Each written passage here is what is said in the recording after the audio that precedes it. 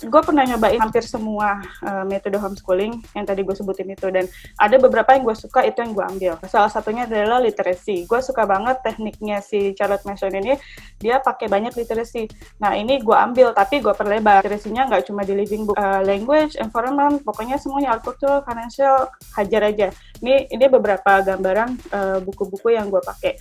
Terus Nita sempat nanya kan waktu itu, aktivitasnya gimana sih anak-anak? Ya kayak gini, bangun pagi anak-anak dan gue gitu, kita baca buku bareng. Buku apa aja terserah. Terus lu mengakhiri hari lu pun dengan membaca buku. Malam sebelum tidur kita baca buku. Siangnya ngapain? Baca buku lagi. Apa aja yang mau lu baca, kasih tahu, nanti gue cariin gimana caranya kita bisa cari tahu tentang itu gitu melalui buku-buku. Ya buku apa aja kita baca, fiction, non-fiction, buku-buku science, buku-buku agama, buku-buku komik, bahkan kamus pun habis dibaca sama Max dari satu halaman sampai semuanya. saking pernah waktu itu udah nggak ada buku lagi yang mesti dibaca. Terus lagi di pesawat pun ada majalah nganggur dibaca. Pokoknya apa aja dibaca. Bahkan buku tentang game pun dibaca. Apa aja semuanya. Dari Minecraft ini banyak banget loh yang bisa dipelajarin ternyata.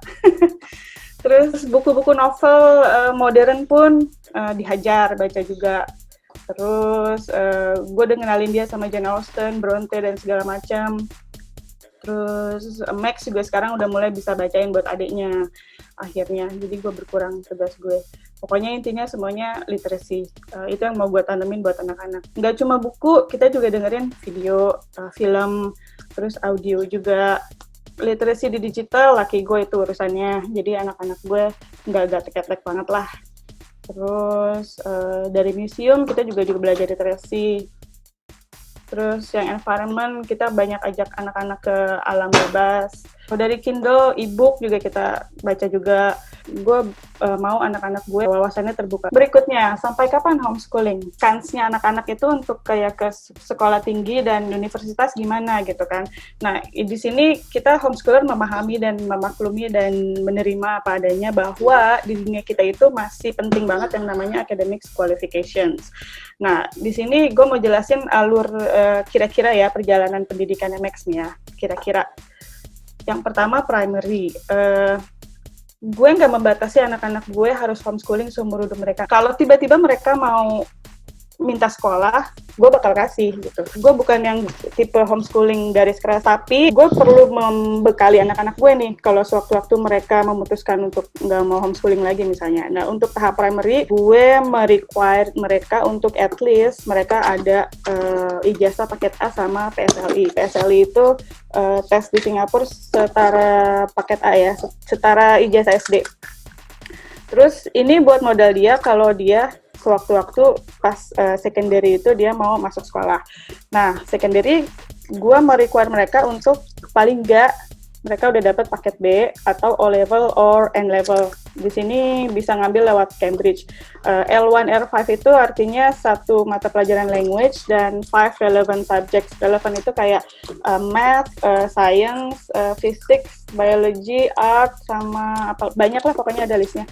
Terus, nah ini modal dia nih, kalau dia mau masuk ke diploma atau college. Kalau di sini diploma college itu secara SMA tapi tahap akhir ya kalau nggak salah. Jadi kalau di sini tuh primary 6 tahun, secondary itu 4 sampai 5 tahun, nah habis itu diploma atau college.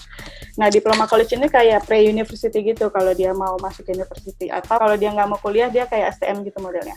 Nah di sini mulai gue lepas nih, gue kasih pilihan sama dia, lo mau ambil paket C atau paket E level apa enggak? Karena menurut gue di sini dia cukup dewasa. Di usia ini dia harusnya udah sekitar umur 17 tahun lah ya. Nah, gue bebaskan dia di sini. Kalau dia mau ke university ya dia harus ambil ambil yang paket C dan E level ini. Jadi semua paket yang A, B, C ini dia dapat untuk modal dia ke akhirnya ke university. Nah, kasus khusus buat anak gue karena mereka adalah generasi kedua PR di Singapura, mereka kena yang namanya national service. Ini di usia 18 sampai 19 tahun. Oh, thank you. Nah, ini buku-buku yang gue pakai nih untuk anak-anak belajar. Ini kebanyakan kurikulumnya Singapura, gue campur sama kurikulum 2013, Kurtilas. karena Kurtilas itu sangat homeschooler friendly di antara kurikulum-kurikulum yang lain. Dia nggak mewajibkan tatap muka 100%, dia cuma minta tatap muka pada saat ujian aja. Nah, terus ini buku-buku referensi lain yang berhubungan dengan subjek-subjek tertentu. Gue juga pakai Cambridge untuk English-nya dia. Ini buku kurikulum Indo yang gue pakai dari Erlangga. Gue pakai ini karena dia tuh ditulis ada ringkas dan mudah dipahami. Dia lebih enak menurut gue ya. Menurut anak gue juga.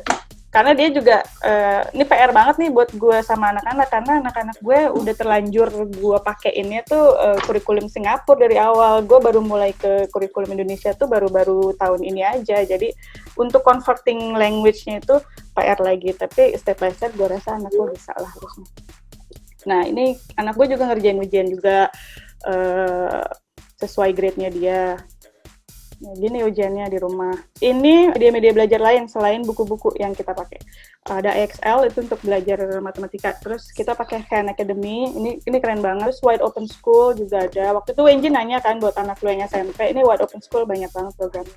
Terus pakai Duolingo untuk mereka belajar second language atau third language ya berarti. Terus education.com ini segala subjek ada. Terus General Assembly untuk courses. Terus Udemy juga kadang pakai anak gue. Terus Tinker buat coding, Moma Learning buat belajar art sama cultural. Terus dan lain-lainnya kayak YouTube, Netflix, NetGeo, Googling, podcast dan SoundCloud khusus buat Max.